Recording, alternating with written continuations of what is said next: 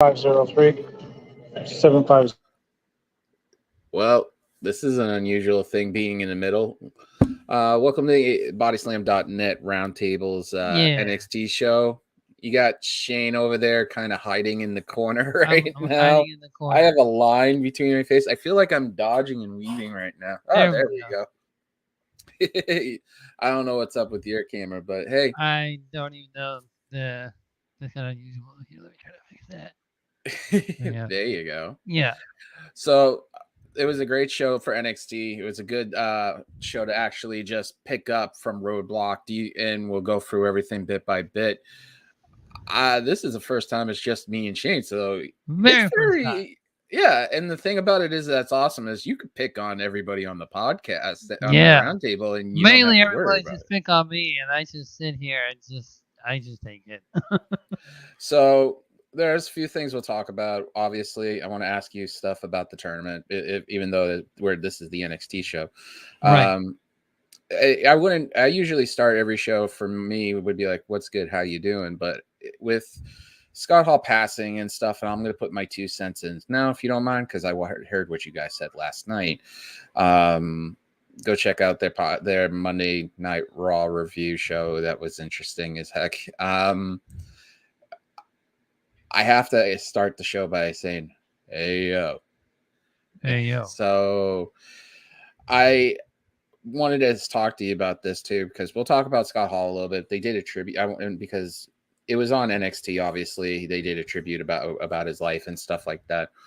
So why not we start with that and talk about Scott Hall a little bit, our experiences and everything, and go from there.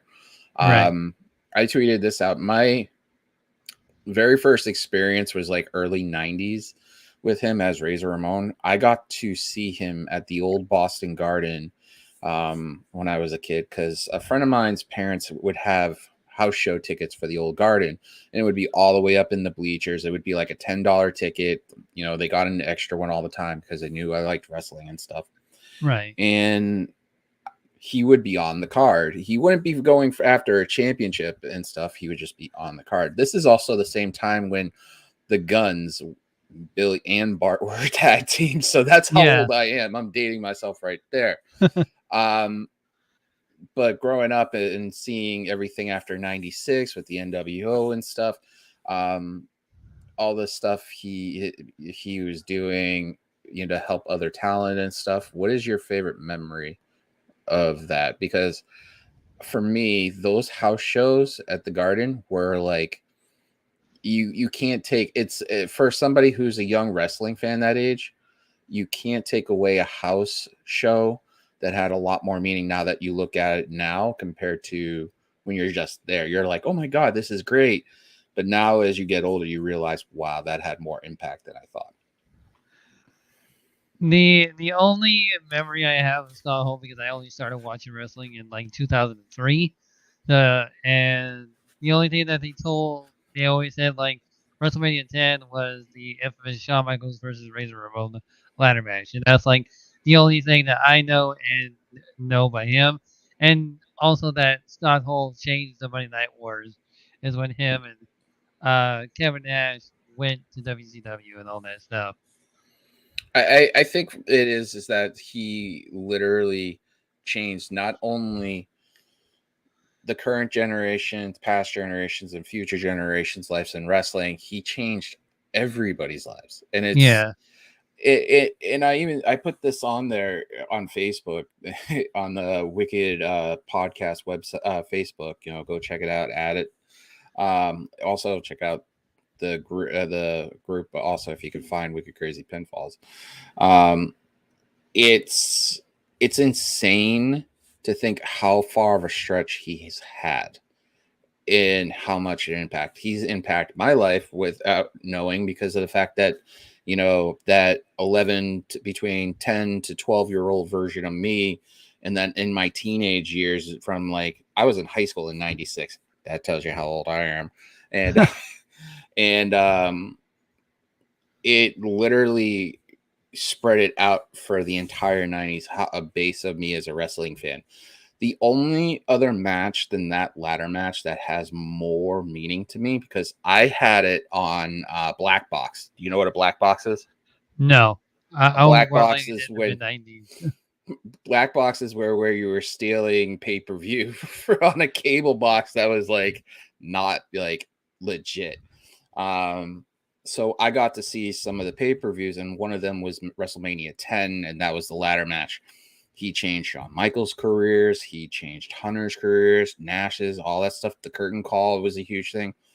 Other than that ladder match that changed me as a fan, the only other match that changed me more dramatically was the Hell in the Cell match between Foley and Taker. That match, that was the same match that Kane debuted also. Um, it just it just made me open my eyes to the possibilities of other things. I mean, I was a wrestling fan then. I saw the Las Vegas debacle, the whole, Yokozuna, Bret Hart, and then Hogan comes in and wins the belt right afterwards. I've watched all that stuff. But for me, pound for pound, the ladder match was a life-changing thing to get me Right, started more into it.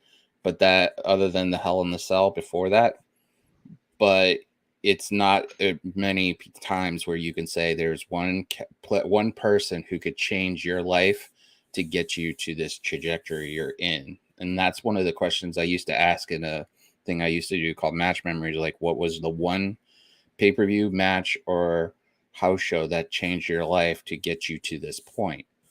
And for me, it started with that ladder match, and it and basically went on to like high gear after the Hell in the Cell match. But for me, Scott Hall is like a huge, huge thing. He was literally one of my favorites. Like the whole, gold expletive, the whole, you know, cool aspect of him. I was watching something earlier, and someone said that you can't. I think it was Kevin Nash. You can't teach cool. Scott had that, right. um, and it's true. You could see how big of an influence, and also later in his life, you could see how much of an impact he had at the Performance Center, because the backstage stuff they were showing of him literally being there at the Performance Center, you could see people were like perked up.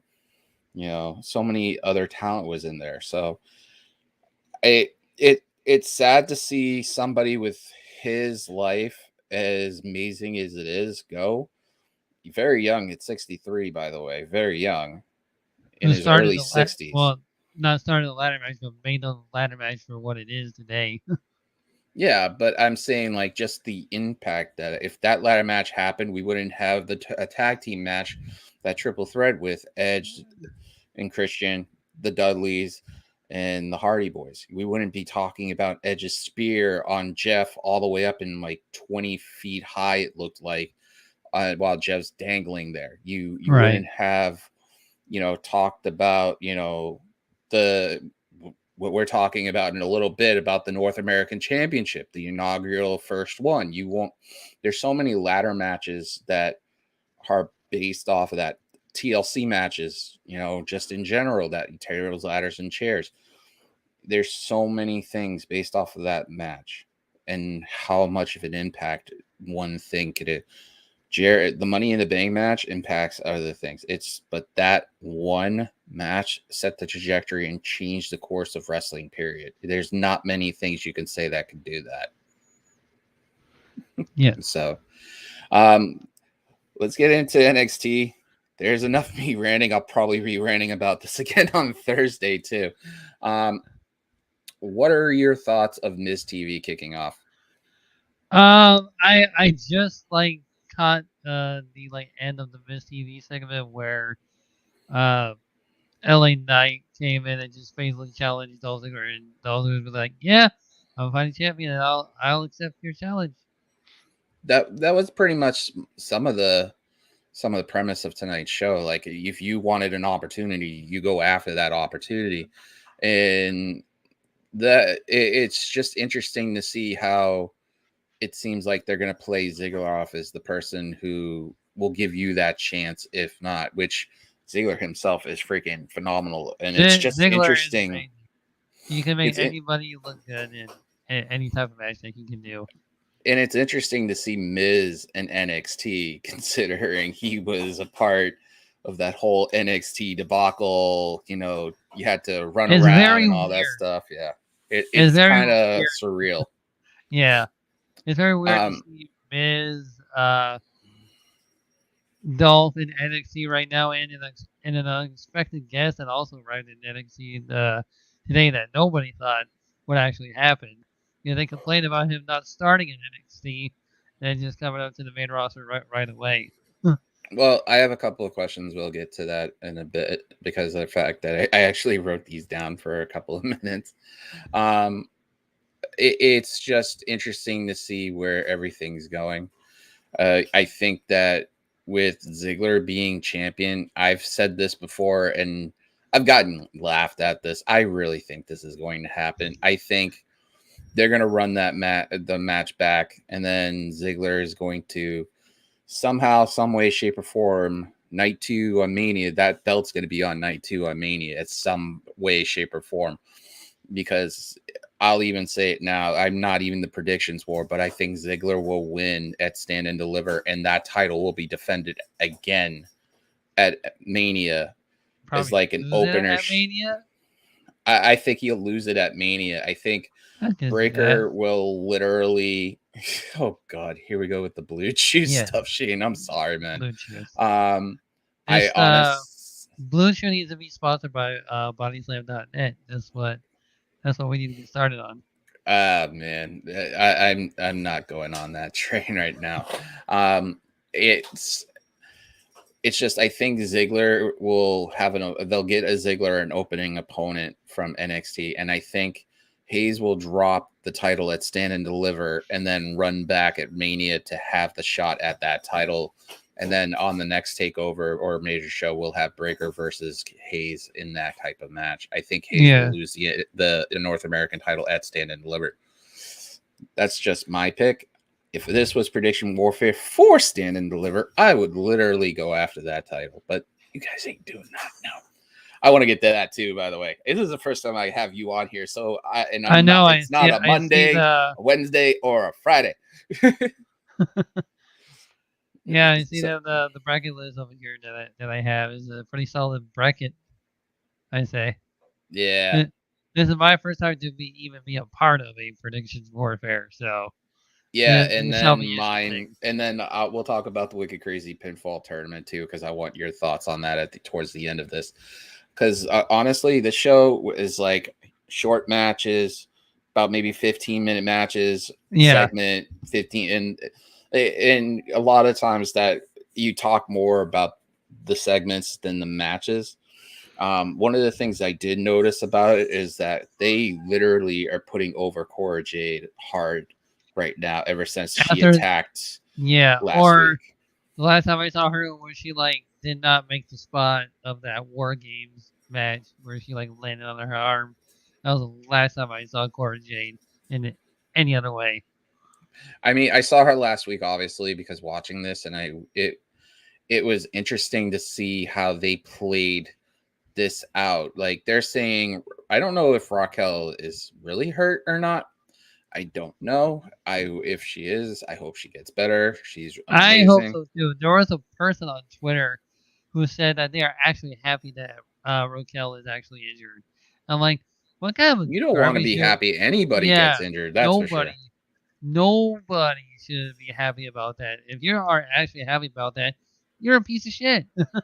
I I think with what they might be doing is that the Dusty Cup might be Raquel's last match, that one, and they Yeah, wrote her off NXT because I think after Mania she is one of those call ups, and I said either it was going to be this past Survivor Series. I've said this on my stuff.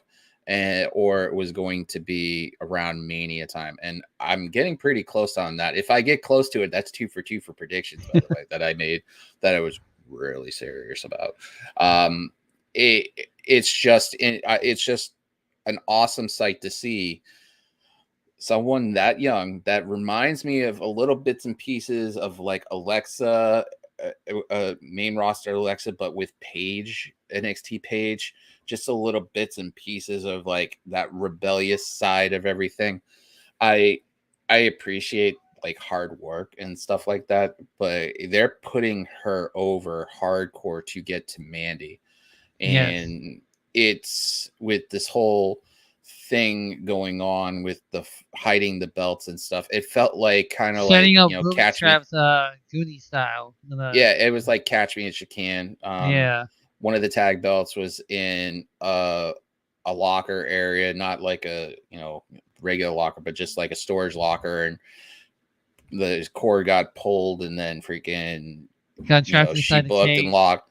The other Yeah. one was in the dumpster, and then the last part of this segment, because we're going out of order a bit, was she having the spraying paint with the NXT title and going into Mandy's car, and there's Mandy, like literally Dexter Loomis or Keith Lee popping straight out from behind, and then they just She fight. saw that coming a mile away because she probably saw her two tag team teammates got trapped while Cora Jade was doing all the shenanigans that she was trying to do. But I will say about this, that was a nice touch though about with the spray paint on the back, because the NWO used to do that and Style Yeah, used to do that I too. I thought realized that was that. nice. I realized that. I thought that was a nice, say, hey, we miss you kind of thing. But it didn't make sense after that you have the rest of Toxic Attraction. Did she like paint it like an M on Cora Jade's back? Just like a whole Yeah, M spray but paint. That's what I thought.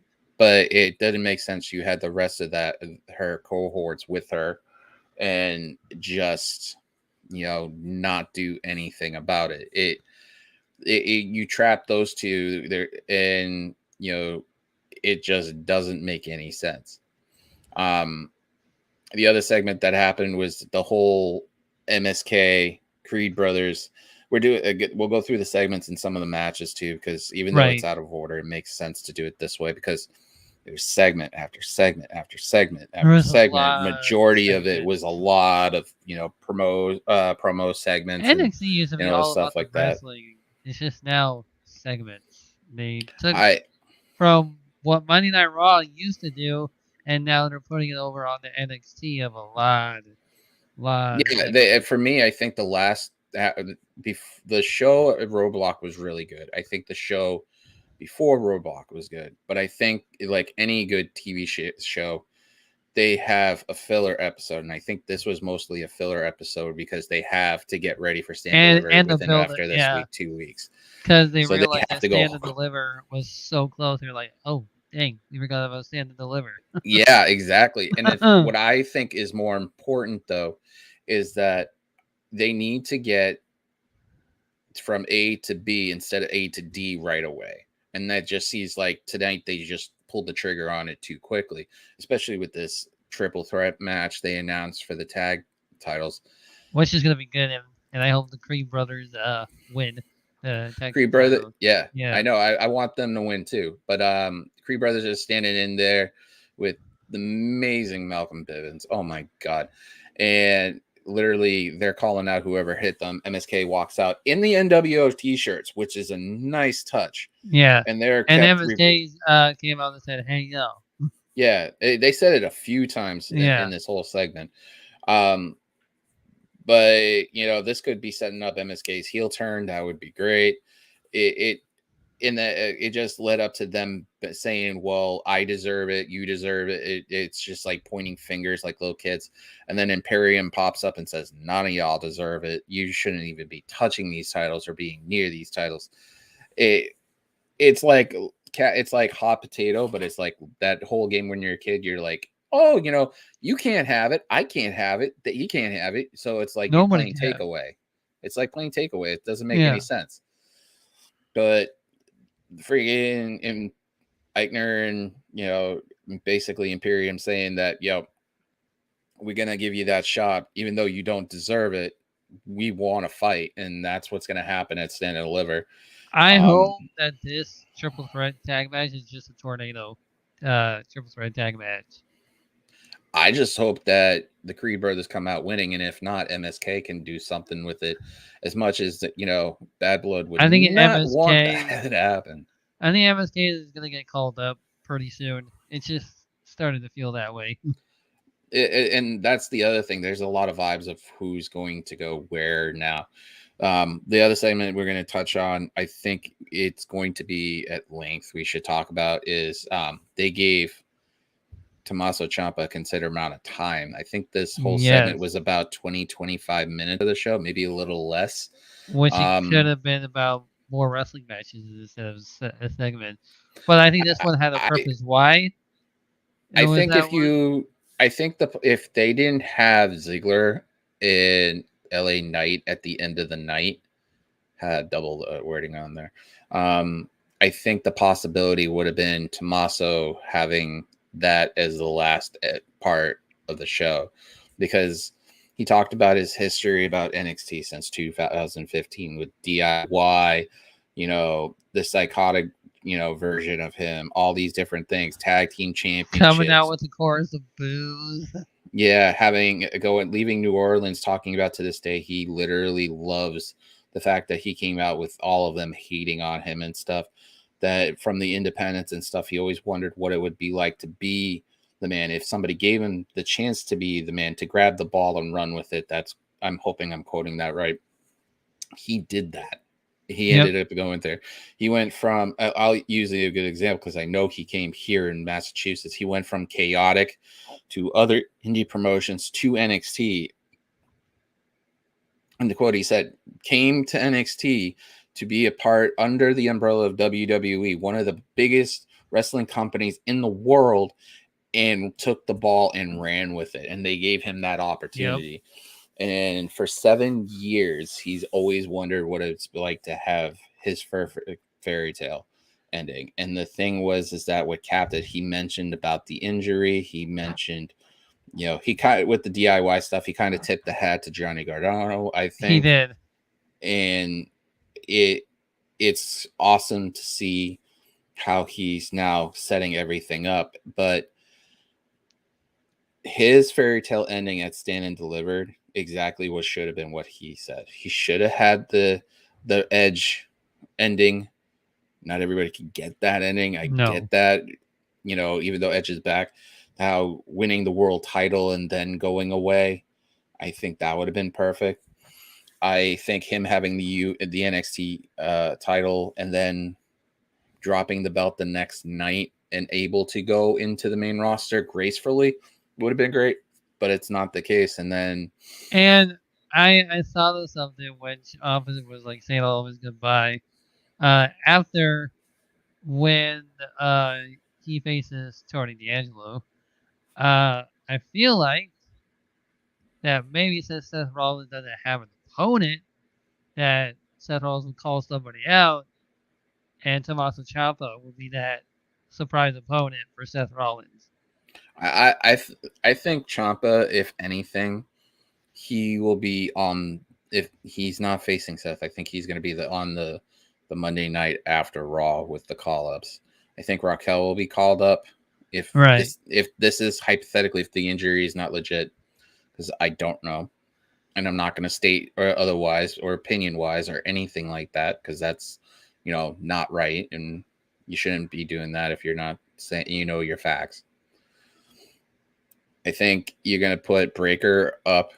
I think he's going to lose that Stand and Deliver. Either he goes up on the main roster after Mania or after Survivor Series. I think Ciampa's up there. Because Braun Breaker and Ciampa are already on the Raw roster page and everything. Yeah. I think that Loomis is going to be on SmackDown eventually this year. That'll be a great fit for him for being on SmackDown. And I think Indy will go with him as a pair. But there's a couple of things too that I'll talk about call-ups and people in this, because during do you want to get into the main event and we'll branch out on everything else? Yeah. Okay, so Ziggler at LA Knight. Unbelievable match. It was a really good match, start to finish. Really, but kind of short. Do they always go into commercial break every time when there's only The 5 picture minutes. in picture, oh my god, on that thing. It's like I'm literally watching on my phone and I'm like trying to pay attention, and there's the whole huge They part of the always ad on do the it side. when there's the main event on NXT, and only when there's like 5 minutes left to it. And I'm like, stop doing that. I think what it would should be said about it is that, you know, the combination Ziggler did with the super kick, trying to get Knight down, Knight playing the rib injury from, you know, the match from with Grayson Waller last week. Um, you know, the superplex out the top, you know, there was so many great moves back and forth. Um, where he had LA Knight had Ziggler on the shoulders and just threw him down. It was interesting. I mean, for a match that could be an NXT takeover match, it was really interesting to see them put LA Knight on the same pedestal as Ziggler, because I think both of them are amazing athletes and both of them can go as long as they wanted to. Right. You had no thought on the match? Like the match was good, and I like how he actually won with one super kick. I think it's interesting too because they literally just fell right down and just that was Yeah, it. and Um, like in rarity, you never win with one super kick anymore. the other thing also is Wade said on there on the commentary that I thought was very poignant is that since Ziggler's now on there, I think he was during this match or something else.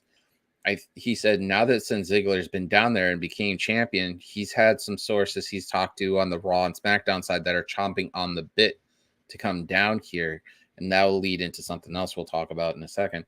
But Right. it's interesting to see all these talents from Raw that are not being utilized completely and being used at some point. Yeah, the Dirty Dogs were in a tag team, but Ziggler hasn't done a singles run I by hate that himself in a name. long time.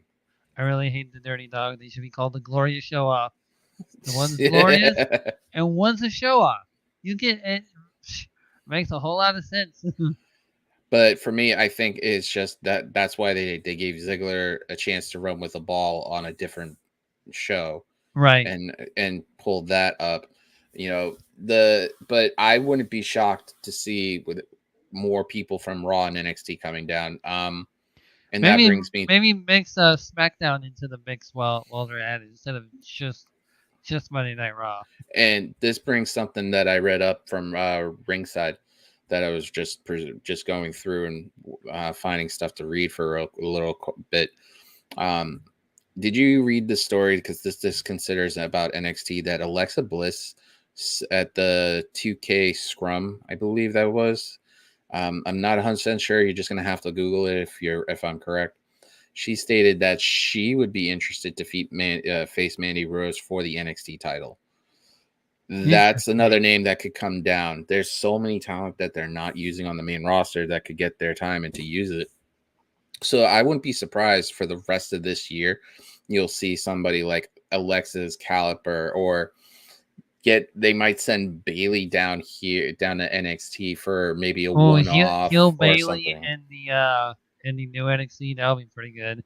It would be interesting for her to do ding dong Yeah, hello and then walk out and there it is, and she basically goes crazy. I mean, you do so many things and stuff, and the possibilities are endless. But for me, this match was really good. It wasn't. she is a free agent. She did post it up on Twitter. She is a free agent right now. Yeah, and I won't be shocked if she shows up in an NXT show at one point. Because if you don't have nothing for her to do, because she's the longest SmackDown Women's Champion, she's done everything on SmackDown. Why not switch it up a notch for Well, technically, if you think about it, she didn't lose the match. She got lose the title. She got injured, and she's still True? technically the longest She SmackDown is, yeah, champion. she is still technically the longest SmackDown Women's Champion. I honestly think that if they keep doing this trend, it'll be for the rest of the year. We're in March going into April almost. We're halfway through March getting to April. And I really do believe that they're going to keep this going. The names of the talent they're not using as much would be great. And that leads into, El Gato del Fantasma's backstage segment where, Oh yeah. Escobar's calling himself the greatest luchador of all time. And then out And comes who you got? Rey Mysterio. One of the things you said in the chat too is that the lighting on there on the NXT side was too bright that it could create It was color blindness. very bright. Like it literally blinded me for like a minute because we went when the whole like Rey Mysterio colors hit. Like you can tell like just everything just shined up like all at once. And I was just like, oh my eyes. It was like shiny like a diamond. Yeah.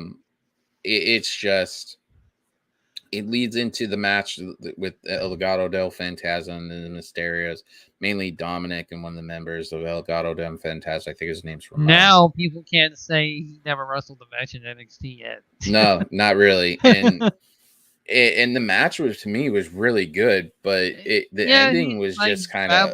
Julian and I discussed like he's definitely improving a little bit by week. I think that for him being in NXT, I wouldn't be surprised if he does one match here, one match there. Yeah. I think this is going to set up a match with Rey and El Gato del Fantasma, Santos Escobar. Sorry about that. With them two going at each other, going after each other and stuff. I think that match will be great.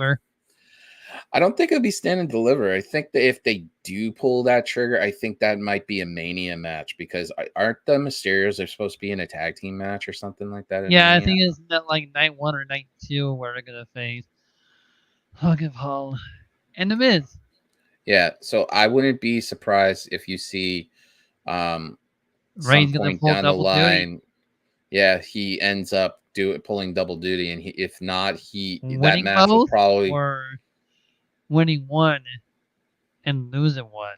And I feel like he'll lose to Santos Escobar and then win against the Logan Paul and The Miz. Well, I think for the most part, I think with that match with Rey, I think the match will probably end up going at a different point. If you keep Santos Escobar, because that could be another name they're floating out as an idea, taking El Gato del Fantasma and bringing them up.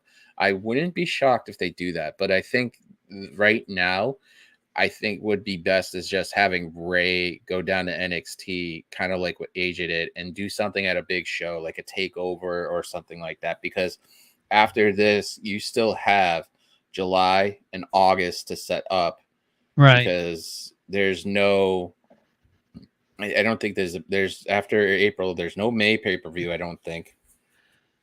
Let me check. I'll be wrong. I want to make sure. But and then you have Money in the Bank. So I mean, let me see.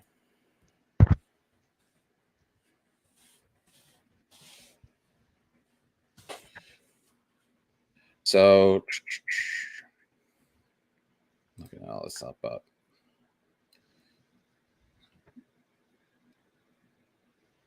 So Stand and Deliver. You got Stand and Deliver May 8th as Backlash in Providence. I forgot about that, and that's in my backyard too. June 5th in Chicago's Hell in I'm a so Cell, glad you just called it Backlash and not WrestleMania Backlash.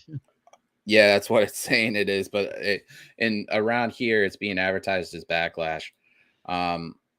They're smart. They're smart. I think that you save. I think you save a match like that quality till SummerSlam. You build it up, have Rey pop in, picking here and there, Dominic face, certain people here and there, not as a permanent thing, but just like in spots. And then at SummerSlam, you bring El Gato del Fantasma up for a few months, like they did with Breaker and Ciampa, and then just let it go. So that would make sense. But the match itself was really good. I mean, it was good. I was impressed by Dominic in NXT. It utilizes a lot of the lucha style match stuff.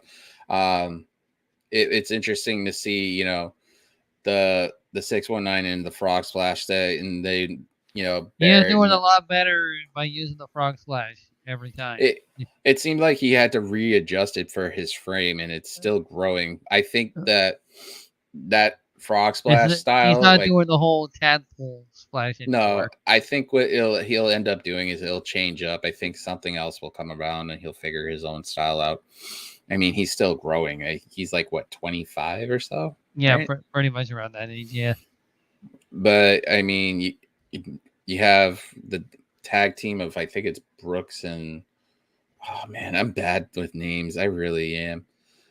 But you have a interruption inside this match at the towards the tail end, which kind of made Ray take his cheap shot on Escobar, and Dominic wins. And I want to see what they do with this as a storyline.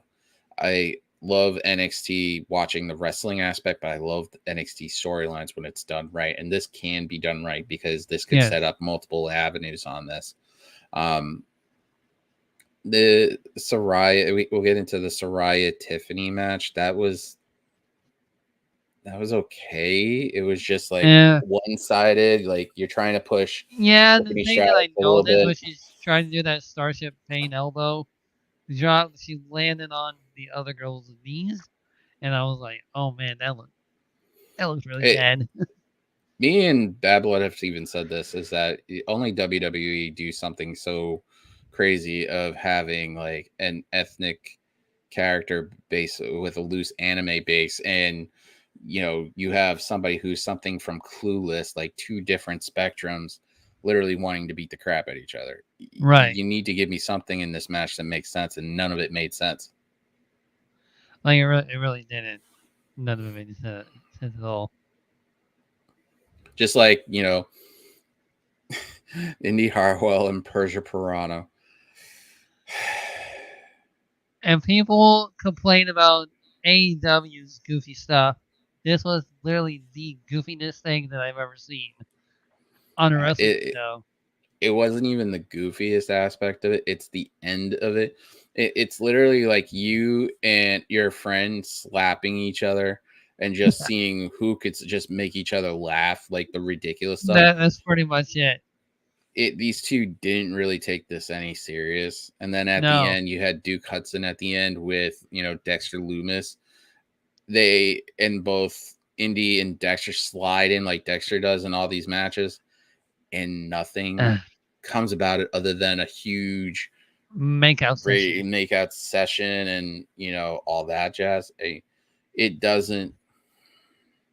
It's not something normal you want to watch No. normally, but NXT is now going back to the old school thought.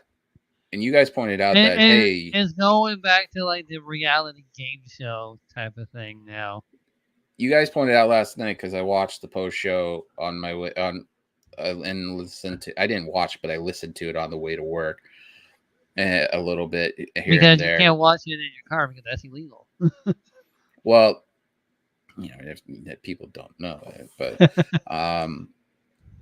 what you guys were saying is that with Laurinaitis, it's going back to the Divas thing. I think in NXT, it's going even further back than that. I think it's going back. NXT used to be the cap of like NXT was the start of women's wrestling actually becoming women's wrestling. As much as I don't want to say this, I think NXT is going back to late Attitude Era, early Ruthless Aggression, that era before the Divas title. Like, they still had the women's title, but it wasn't. Yeah, it just has that feeling, that vibe of it. And you have somebody that is like a 90s 90s character of something, where you're trying to give somebody something original. And I think the person who's Tiffany Stratus is working her tail off. I think that a lot of stuff she's doing in the ring is great. That finisher that she does, which is basically like a Vader bomb that, like, into a corkscrew almost. It looks like you said, into an elbow. It was great. She landed on the knees of I think that the commentary pointed out that Soraya was trying to transform, another anime reference, and it's just Listen, though, just let Soraya be Soraya. Come on. Yeah, it's just she needs the pennant in order to transform, which is a stereotypical anime kind of Sounds thing. like Sailor Moon. Yeah, exactly. It's a it's a typical and a Stereotypical. stereotypical. Yeah. There we go. Anime reference, because in Sailor Moon the main character needs a tiara to transform. Soraya needs a necklace to transform. It's like it's just one of those things. It's just like, make Why? sense. Why are you doing this? Why are you? I understand they're looking at what people like and it's entertainment, but I understand that makes people sense. like the whole like anime thing because there's a lot of a lot of people that actually likes anime, but WWE's making it too stereotypical. Like, come on, just stop it with the stereotypical gimmicks. Um, Other than that, promo for the Dusty Cup final, which is next week. I want to get your take on the Dusty Cup on the women's side overall. What are your thoughts on the Dusty Cup? I honestly think that Toxic Attraction. I love it how they think Wendy Chu and Dakota Kai are a joke in this tournament. And you're like, oh, if they win, it's gonna be an easy take. That's it. I like the how Wendy was like, I like orange soda, and looks at the cup. Do you want some orange That soda? brought me. That stuff. Yeah, that brought me back to the Keenan and Kel show, and I was like, oh please, Wendy Chu loves orange soda. I like how Dakota is now playing off of her, like, back and forth kind of thing. The segment where it's slash promo for, Kaylee Ray and Io saying, we're not friends. We don't like each other. It We seems should like do the it way just that's going. because. We're just doing it because we have a common enemy. Yeah. The whole thing, the friend of my enemy is like, my ally and stuff. I honestly know that they're going to have the tag titles at Stand and Deliver. I really do think they're not gonna, as much as I like Wendy Chu as a character, as what she's doing now. And Dakota, well, I missed Dakota previously with Raquel last year. I think that She just lost so much that she's just gone literally insane. I think what works here is that they're playing off each other. I think that Io and Kaylee Ray are going to win the Dusty Cup. I think It's they'll gonna be a take the very titles interesting off. match. Yeah, I think they'll take the titles off GD Dolan and our partner. Yeah. It's just it's just going to be one of those things where I think after Stand and Deliver, once the NXT women's titles are dropped to Kaylee Ray and Io, I think Gigi is going to break out and go her own way and try to figure it out. Or another thing that somebody I talked to beforehand stated, not on Twitter, and it's just somebody who likes wrestling that comes in from my work, and said and gave me this thought, is that it could be a possibility that you put Alexa and Dakota together as a tag team and make it something like a psychotic breakdown group. Like she'd be like the Psychotics. Yeah, she'd be like the de facto, Instead of the Iconics, shrink it's and the stuff like that. Psychotics. Yeah, pretty much. But I'm excited to see where this match goes. It should be interesting. I've already said who I thought would win. It's NXT, man. That's how it goes. Yeah. Other than that, I mean, for the most part, the show is pretty decent. It's just a lot of segment heavy. It was a Matches lot of are segments, short. a lot of fillers, and like I said, it was just mainly an episode. They were just like, "Oh man, Stand and Deliver, and we have that coming up. We gotta get started." I mean, yeah, it's just a lot of stuff. Like a lot of the stuff you had to intake for content from them. It was just like, oh well, we're running this real quick or trying to get this quick. It's just the matches for Stand and Deliver are insanely good. I mean, the triple threat match is coming up. You've got Ciampa and Tony D'Angelo. You've got Breaker, That's gonna who be a came back, who good was told match. not to come back versus Ziggler. It's the North American title. We The other had the segment A Kid debut today. that was really good. Him against Kushida, I would watch again. Especially they pointed out in that match. Thanks for reminding me about that. that they both have almost similar styles. It's just different, but you're gonna Yeah. have it.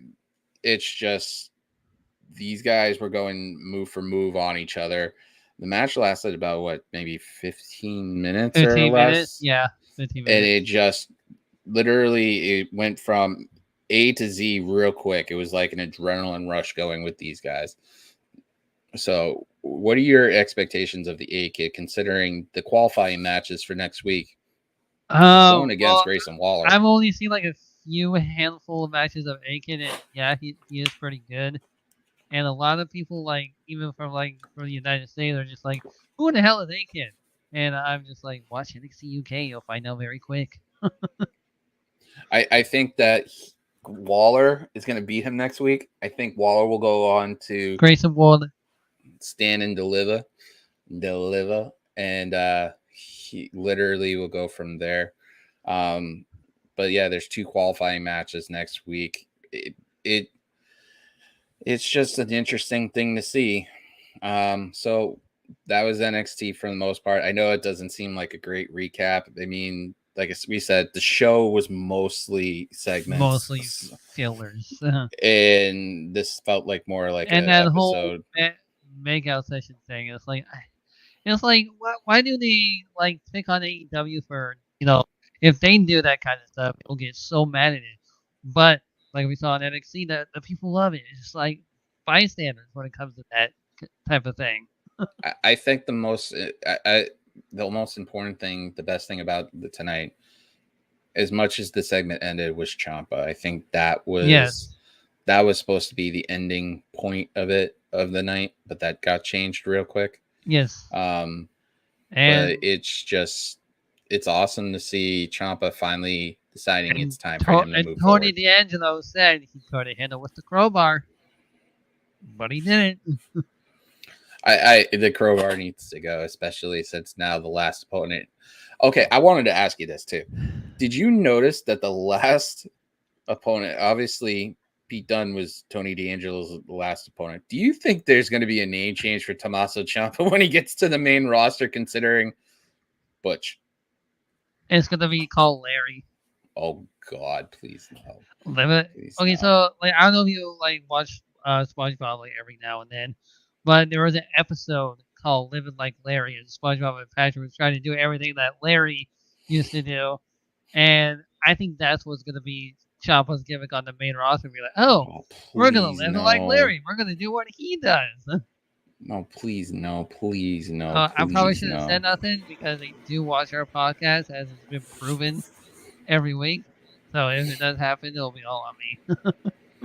Well, hopefully, with everything going on, we got Stand and Deliver in a couple of weeks. What are your expectations of Stand and Deliver? I'm actually pretty excited for Stand and Deliver. I like it how Stand and Deliver is like a abbreviated name for WrestleMania as for NXT. Because I get what they're trying to go for, because NXT and WrestleMania are on the same day, which that's gonna be so much wrestling to Yeah, I know. watch in one day. I'll be working, and then I'll I'm have trying. I'm everything trying to collected get for that day the off because other I'm trying to thing. watch that, and then the ROH Supercard of Honor, and then WrestleMania will be on that day too. Yeah, no, I won't be able to. I'll be working, and I'll try to catch up on everybody's things. So that was NXT. We got some free Yes. time. We got about 12 minutes to kill. So I figured I don't know when the next time I'll have Talk to Shame on here. Every time I do, if I come on, it's usually on their stuff on their end, and then this is the NXT post show. So why What don't you go do to you think about WWE 2K22? I haven't played it yet. I haven't Oh gotten man, it yet. I'm procrastinating a little bit because I want to see if anybody says anything. I feel bad for you because your prediction whole thing is based off of that. hey But man, sometimes it could be really hilarious because I could get it right because of the 2K22 thing. Because every time when I watch the pay per view, it's always like, oh wow, my game actually predicted that. I see a couple of things. It's a little after 11 here. I've seen some people do the run throughs on Legend for the Edge AJ match and stuff, and it's literally like 60% AJ, 40% Edge, um, which is interesting. Right. I They're want to they're wait definitely and gonna kill it.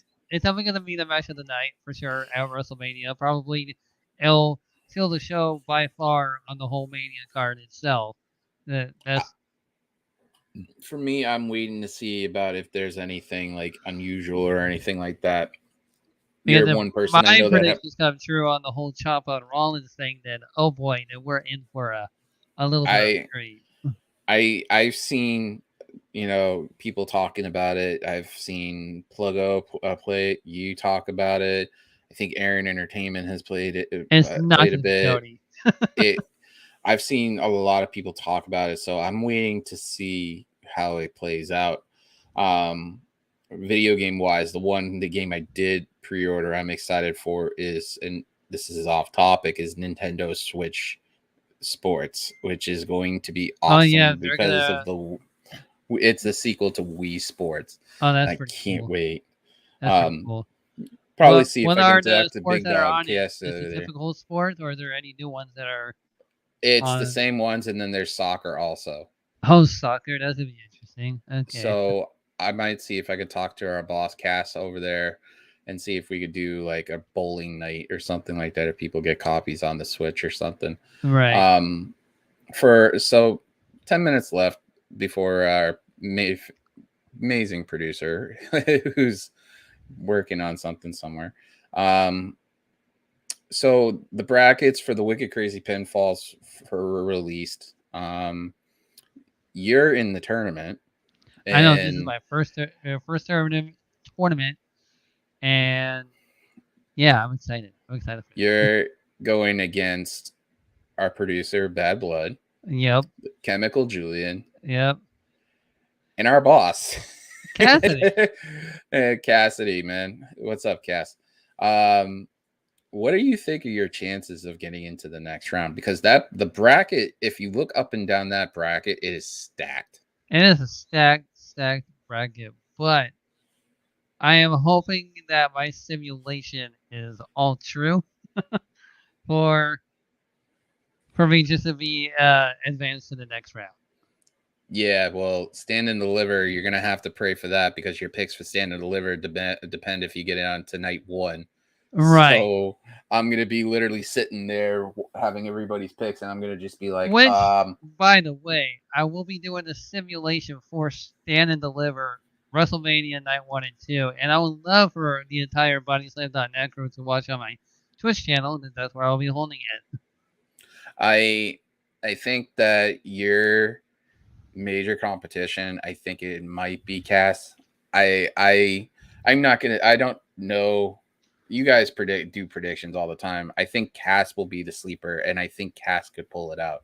Yeah. If you look at that whole the bracket itself for this title, I think the most toughest one is the grudge match one.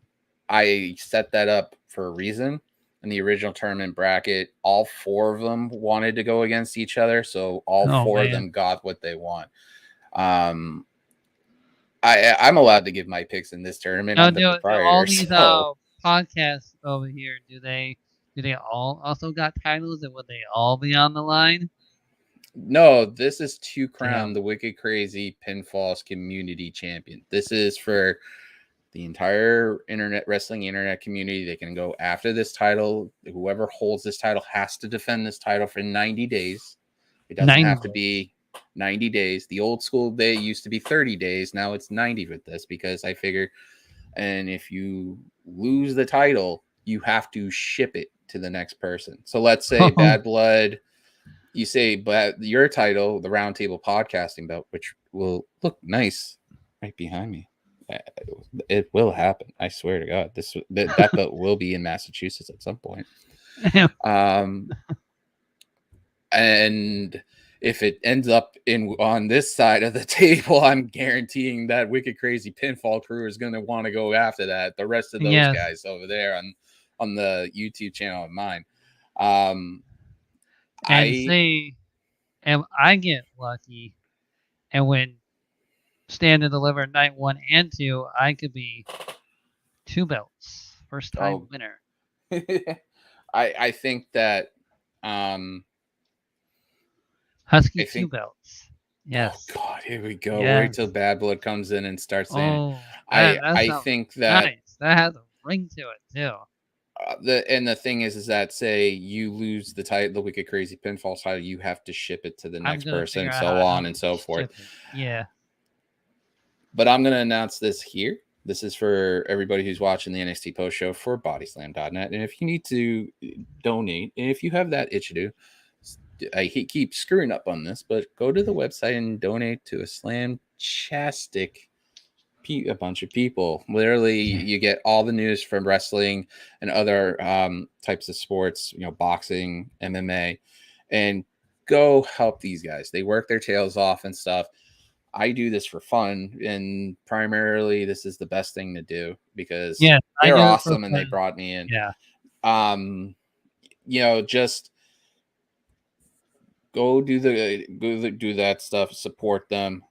There's more content coming out. You've got, the Jabronis, you've got, Pipe Bomb podcast. There's so much you could pay attention to. Also, I've got a couple ideas for a series I want to pitch, but let's see what Cass says about them first. But I'm just saying though, Husky 2 belts. Nice. This is going to be the announcement. We are doing an undercard. It's going to be a 2-match undercard. One is just for fun. It doesn't matter. Anybody can participate. If you can just IM me or DM me or whatever you want to call it. Nowadays, yes, I'm that old. I'm in my 40s. If you want to be on that second match, we're going to have a fatal 4-way match, just like the tournament is, for our number 1 contender to that community belt. It'll be the first one. Yeah. And then after a certain point, every pay-per-view we decide the champion decides to defend it. We'll have a number 1 contender lined up for it. So the belt could be, you never know. It could be in Oregon on Shane's lap, or it could be in Massachusetts with JPJ, or it could be Pro Wrestling in Canada. Champion. It could be up in Canada with Chris Parrish. It could, be in Brooklyn with Drew Nicholas. It could be with anybody. It could even be in Michigan also. But we will have a number 1 contenders match also. Hey, there's our producer. You're breaking our rule about watching and driving. Hey, first and foremost, I don't know where you get off thinking that you're going to be taking a roundtable for a wrestling podcast. Predictions championship. Yeah, thanks. Hold on. The only way that title is going to be ever in Massachusetts is when I go wrestle in Massachusetts and grace your presence with the belt. Secondly, Shane.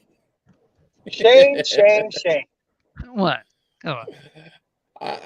I think I should just turn around now and let you guys talk so much trash about the tournament. I could just sit back and enjoy it. Night one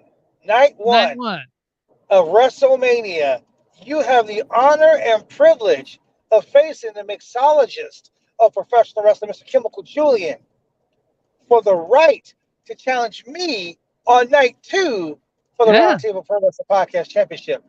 So, you got to get past Julian. As long as Julian doesn't pick Madcap Moss, he may win. Now, as for the Wicked Crazy Podcast Championship, I will be glad to add that trophy to my trophy case. I knew that's you already have 5 belts enough.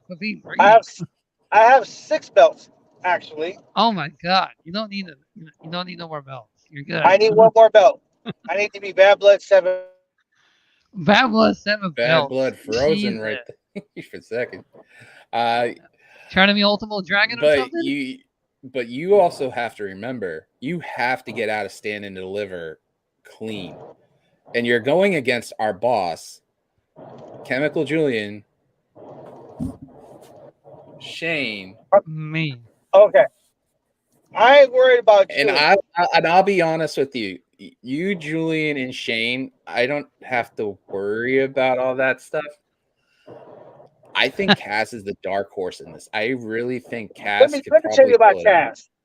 Let me tell you about Cass. Cass sits back and he watches the podcast, and he knows who the number one show is on Body Slam Day. He knows who the top predicting champions are. He knows. He watches. Cass is a very smart man. He watches everything. He knows everything. But Cass only knows what we allow him to know. He only Oh, understands what we allow him to understand. So when it comes to the predictions warfare, the other person in this whole tournament on the A bracket, B bracket, whatever brackets I have to worry about, it's Cass. So Cass, I will say this much. In that 3-way end, right, for night 1, if you make it out of the Body Slams bracket, you have to worry about the other side if you get to night 2, because that grudge match bracket, and you have to admit, is stacked. It's it even really is stacked even okay, harder. it is stacked. It is a great bracket. I by far. totally love Grudge the way you match. set it up. Awesome peeps. I love You've the way you got set it up. Rob Wilkins, who is, and I'll say this, the co-creator of Wicked Crazy Pinfalls. You've got his co-host Maggie, who is the queen bee of the whole thing. You've got Wrestling Perspectives Dennis Farrell in this also, and then you have the head of the table Drew Nicholas also in that bracket. All of them wanted to go against each other, so I figured I'd give it to them. Oh I man. mean, and then you have your boy, according to Woods, in the According to awesome Wood. bracket. So it's going to be an interesting stand and deliver. I'm gonna be busy in between All when I'm I get gonna home and say. stuff, but we will crown a champion, and I guarantee this. I will send this to whoever it is. It doesn't matter where it goes. So you, my friend, I appreciate you calling me the other day. I wanted to be on this and say that on here. And 2, you do not have an opponent for WrestleMania. Why don't you come and get it? I'll take that title right off you, and then I'll go after Shane and Julian. You do not have an opponent. I don't have an opponent for night 1 because I'm going to watch these two battle it out. I But have to take on Julian. if you want You're to not Roman Reigns, man. Nobody's untouchable. You want a taste of the title? I'll give you a taste of the title. He's doing Tony D'Angelo. I could have beat you up right there, but I chose not to. I chose not to, eh? Let's just say this much. You don't piss off a Boston Mick. Especially with St. Patrick's Day coming. Oh, damn. Well, and I'm Irish as Irish can be. Don't kiss me. I'm not Irish. I will say this much, right? On this show tonight, tune in on St. Patrick's Day, Thursday, Wicked Crazy Pinfalls. I will be in a kilt. I will literally rock a kilt on screen and talk wrestling and enjoy St. Patrick's Day. Trust me on that. I did that last year, and on that, but let me ask you a question. Awesome. Let me ask you a question. What's under the kilt? What's under the kilt? Gym shorts. Are you wearing underwear? Are you wearing underwear? Are you not wearing underwear? What's under the kilt? It's Massachusetts, and it's going to be like 40 degrees. And no, there will not be any Blue Chew freaking at all. The power on this. of Blue Chew on my side. No, I went out. There's a story. I went out one time in that thing after my dad got it for me as being in his wedding, and the St. Patrick's Day year after, it was 32 degrees, and I went outside just to see how cold it was, and I was in gym shorts. I'm like, I ain't going out on traditional on this shit ever. Yeah, that's what I want. That's what I thought. You hear that, ladies and gentlemen? Your boy over here ain't even gonna go out and be a true Irishman. He ain't gonna go I'm out. Scottish too. he ain't gonna go out in a kilt with no underwear on. He ain't gonna go Roddy Piper style. He ain't gonna go full. He ain't gonna go 100. He's gonna go a solid 65. Yeah, considering I have to work that day too. And there's an 8-year-old running around my house too. Oh. You forget about that. Anyways, there's been one crazy after party with this stuff like we usually After do. party. And like I said, I'm gonna have to get through Julian, and then I'm gonna like dethrone Bad Blood and take that Roundtable Pro Wrestling podcast, and then the wicked crazy stable podcast champion will also be mine. And it'll be first time ever. Let's get this honest too, right? This is not just the Wicked Crazy Pinfalls podcast show. This is literally the community title. Yeah. Anybody in this community can go after it. It could be, Bad Blood wins the title and then Ray Callahan decides to go after it. Hell, it could even be Warren Hayes could go after the title. It could be anybody in this huge community we have. Hey, hell, I don't care if it's Sean Ross Sapp. I don't care if it's Simon Miller. I don't care if it's Ollie Davis. Whoever wants to taste the title, you're going to taste the title. It could even be John Alba, and that's the best part about this, because in our community as a whole, whether it's Love Wrestling, Body Slam, Fightful, Wrestle Talk, we don't have something like this, and that's why this was created. Because people want to have stakes internally. Why not have something that has more value and more stake to it? All these titles that everybody have a lot of meaning. That there will only be one community title where only one title gets passed between Fightful, Body Slam, Wicked Crazy Pinfalls, Wrestle Talk, for example. If that ever happens, it's one of those belts. And that is, to me, at the end of the day, other than what these guys know outside of the conversations I've had them outside of the show, is going to be my legacy and my gift to this community. Because tomorrow is not, obviously with Scott Hall passing, this is, everybody should appreciate today, because tomorrow's not given. So if something did happen to me, everybody will be talking about this belt, and everybody will be happy that this belt will be passed along to everybody in this community as something to be like proud of. So, well, I'll tell you, man, me and you, we've talked about this 100 times over. This is something really cool that you're doing. This is something that you're cool you're doing for not only yourself but for everyone involved in the. Oh, look at this. That's kinky. Yeah. Anyway, yeah. So that's something that oops, let's save that. Don't want to delete that overlay. I get the bar. Let's just take the overlay off. Let's just do that. The point is, I'm really excited to be part of this with you. Be part of this with Shane and everyone else in BodySlam.net, Wrestle Talk, Love Wrestling, Wicked Crazy Podcast, Fightful, all of these major wrestling podcast platforms, because you guys are all in it, because we're all fans. We're all marks, so to speak. Some of us are wrestlers, even wrestlers. We're all in this because we love this business. We love this sport. We love the people that love this sport. We love the people that watch this. Losing Scott Hall and losing several other wrestlers over the course of the last couple of years. Biggie almost it's really hard. Yes. It's been really hard on the community, And as someone involved in the community, I want to say thank you. Thank you for taking that effort and stepping up to do something positive in this time of trouble and this time of uncertainty. You stepped up and did something positive for everyone in the community. So thank you. And on top of that, there will be a legit community champion. The person will pick. We've had in this tournament previously, we've had three 100% picks, and 2 of them are still in the tournament. JPJ from Love Wrestling and Steven Jensen from Fightful. Both of them hit 100% on their picks, and it was against each other. So I had to change everything up on these brackets because of that.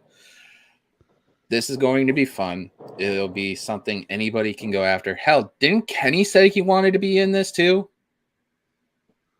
Yeah, yeah. Yeah, Develop podcasts. Or Kenny I said he want to mean, be involved in this too. get the Grapsity guys on this. Whoever wins on it, have them go after it. You know There what? will Let's talk to be SP3.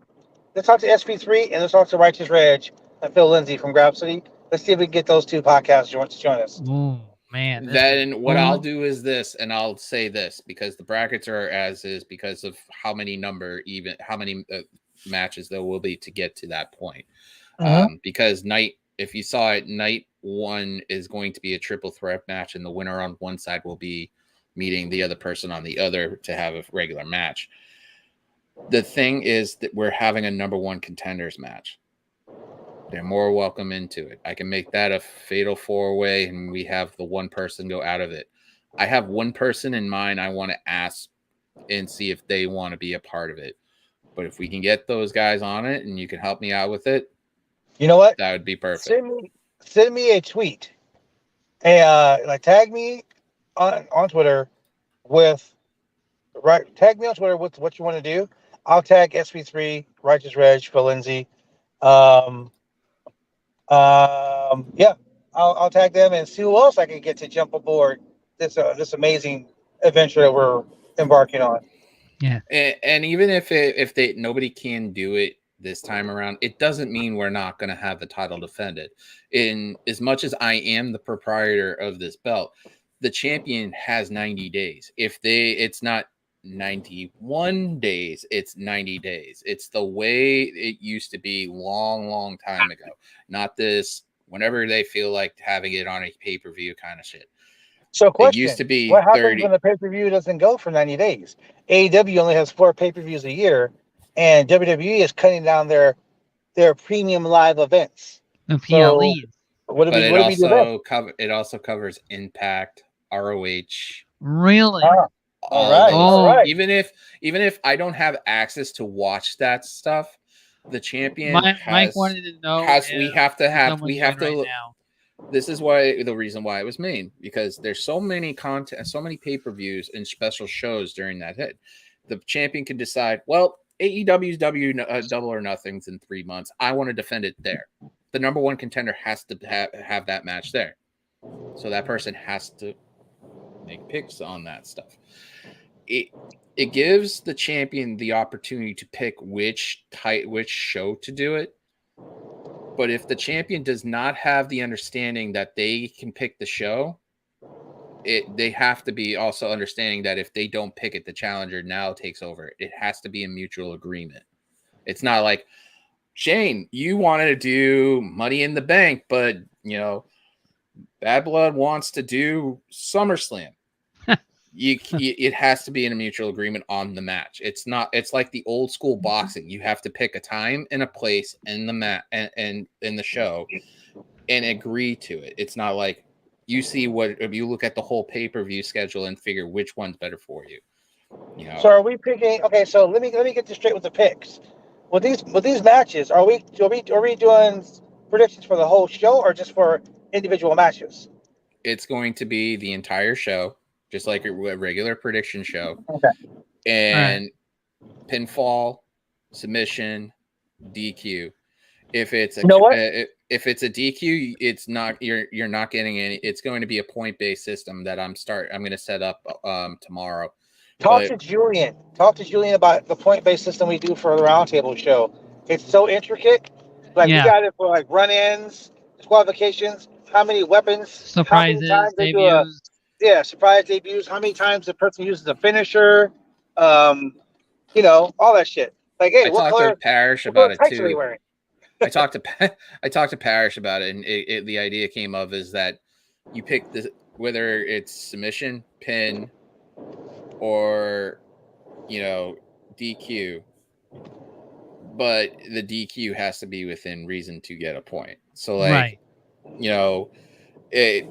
if it's like a ladder match or something like that, and the person wins the belt, well, if it's a regular match, it's completely different. But I'll figure it out. I'll talk to these guys about it too, considering the fact that how crazy this is. But eventually, the whole goal is to make somebody the representative of the community and have them do it right. Now, like I said, This title can float between Phil Lindsay and Everywhere. Grapsody. It could go to bodyslam.net. It can go anywhere. Just so long as the person understands that you don't keep the belt. You're representing the community as a whole because of the fact that you're willing to carry, the burden on that. Anybody can challenge it. It's just it has to be defended within 3 months.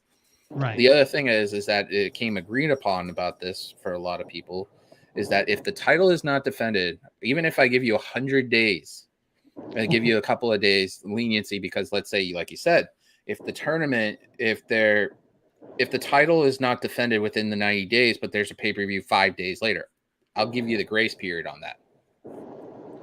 But anything past like 100 days, you have to send me back to the title. And then I will decide who is the next champion, and we will continue that cycle over and over again. Well, if you do it that way, if they don't defend the title, the number one contender should be granted the championship as, they're the number one contender.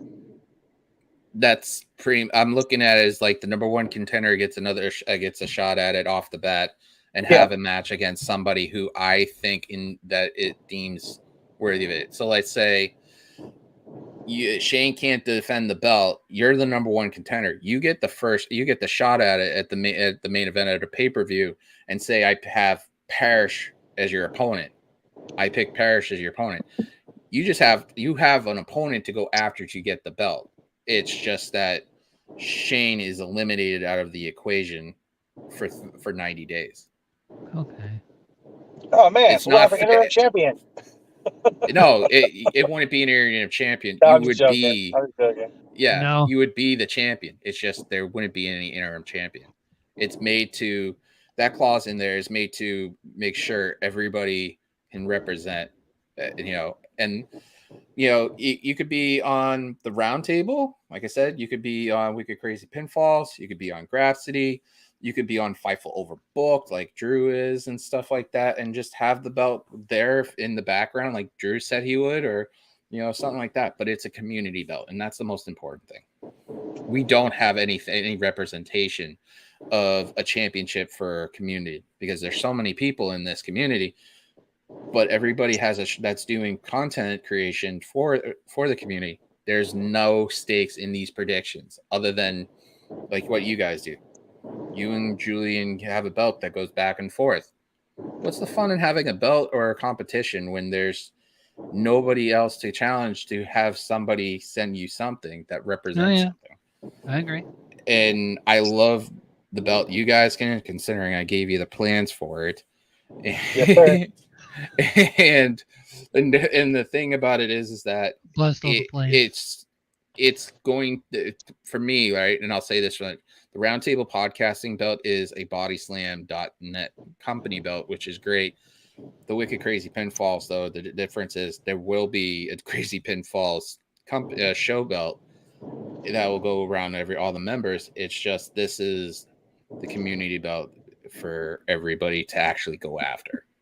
So we got to wrap it up because we got to wrap it up. We've been talking about this tournament for a bit, and I know from conversations for Cass, he likes us to wrap it around 90 minutes. So Shane, do your thing, man. You guys are way past that, buddy.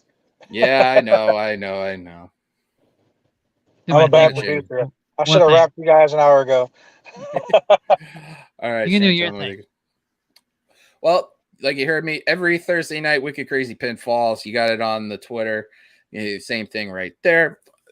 YouTube.com/throwback27. We are literally on the threshold, one person away, according to Twitch, to hit the magical number of 50.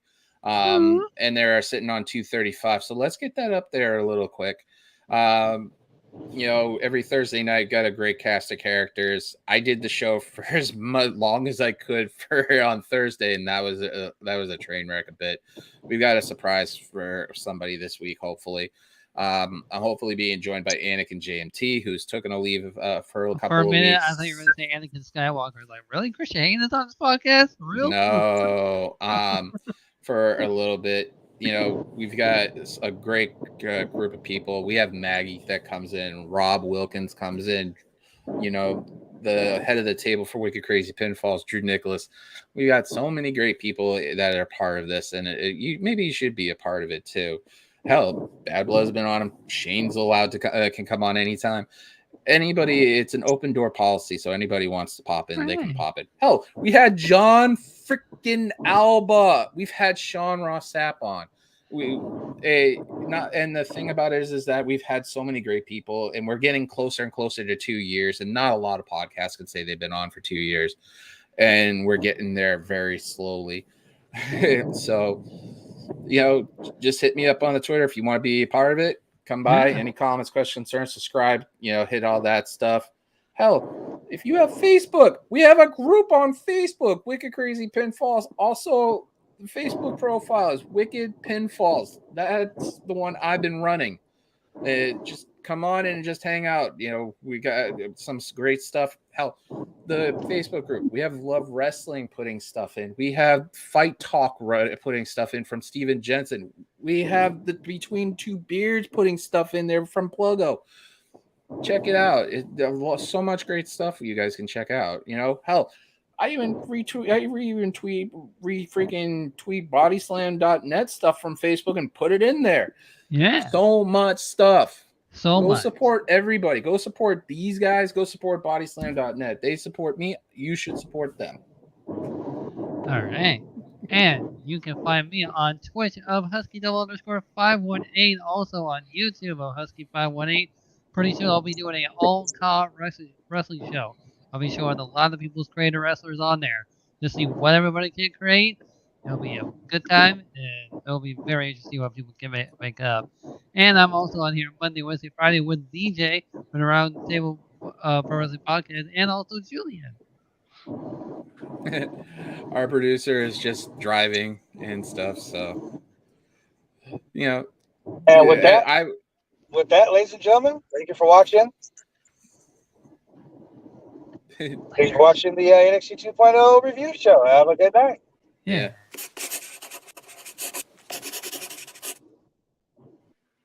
Yeah.